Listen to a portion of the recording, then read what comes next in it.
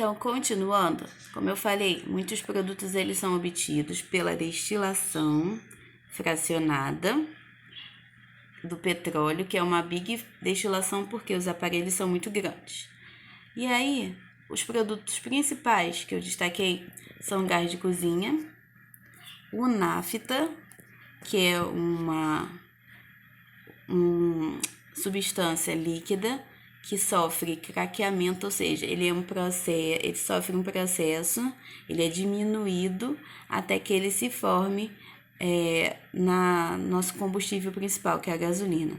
E a gente tem muitos resíduos que ficam lá no fundo daquele big torre de destilação, que são plásticos, asfaltos, piches.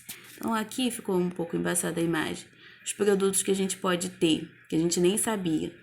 A gente tem os plásticos, os tecidos, as borrachas, essências de perfumes e etc., corantes, detergentes, inseticidas, fertilizantes, explosivos, colas, tintas, e a gente pode usar também para fazer alguns medicamentos. Um dos principais, destacando, que já a gente tem um problema com ele, a gente já até viu que não pode ser vendido, não pode ser dado, os plásticos agora, eles precisam mudar o material porque eles têm problemas com sua decomposição. Então, por isso, a apostila de vocês trabalha com os plásticos, um dos produtos do petróleo que precisa ser falado. Então, ele é produzido por um processo de polimerização, que eu vou mostrar no próximo slide. O problema dele é porque demora muito tempo na natureza para se decompor. E você tem a classificação dele.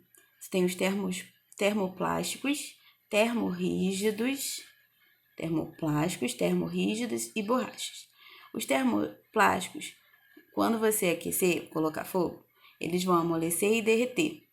Exemplo, a sacola plástica de mercado. O termorrígido, ele vai amolecer? Vai, mas ele não derrete quando ele sofre aquecimento. Exemplos são os plásticos da caixa d'água, plásticos de aparelhos eletrônicos, como o telefone.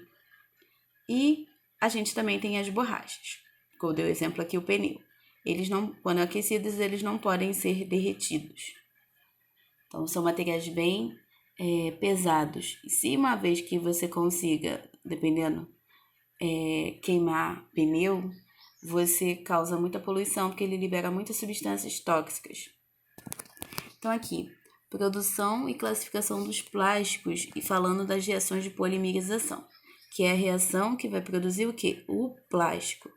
Só lembrar, polimerização, plástico. O que é a polimerização? Eu pego estruturas pequenas junto e forma uma estrutura grande. Então, o plástico ele vem de peças pequenas, chamadas monômeros, mas não precisa decorar isso. Ele se junta e forma um blocão. Vários blocões desses juntos formam aqueles plásticos que a gente vê em nossas cozinhas, em nossos estojos, em nossa casa, de uma forma geral. Então, como é que é a reação de polimerização?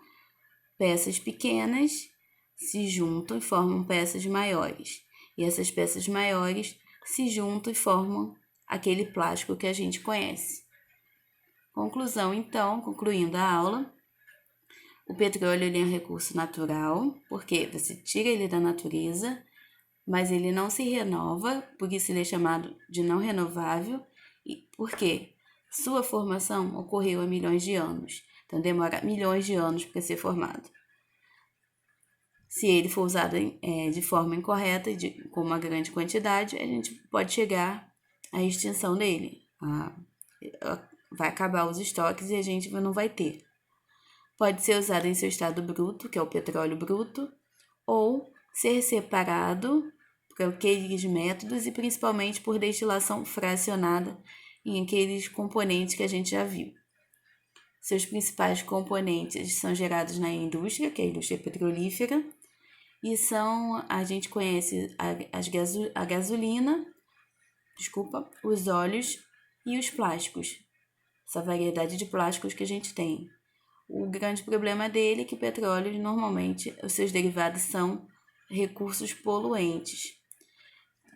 Após falar da nossa apostila, então a gente agora vai ter um teste com 2 questões simples da apostila, sobre o conteúdo da apostila do capítulo. Então, terminou o vídeo, já façam um teste. E aí depois vocês vejam os vídeos complementares e façam as atividades finais. Por quê? O teste ele tem que ser realizado durante as aulas, são 2 questões. E as atividades finais da apostila, como a gente já estava fazendo, eu vou dar um prazo de 1 semana para envio na plataforma do Classroom. Então, o que vocês têm que fazer na aula, principalmente, assistir os vídeos e fazer o teste. Terminou o teste, adiantou as atividades, tá com dúvida? Pode fazer as atividades e tirar as dúvidas durante as aulas. E mãos à obra todo mundo, até a próxima aula.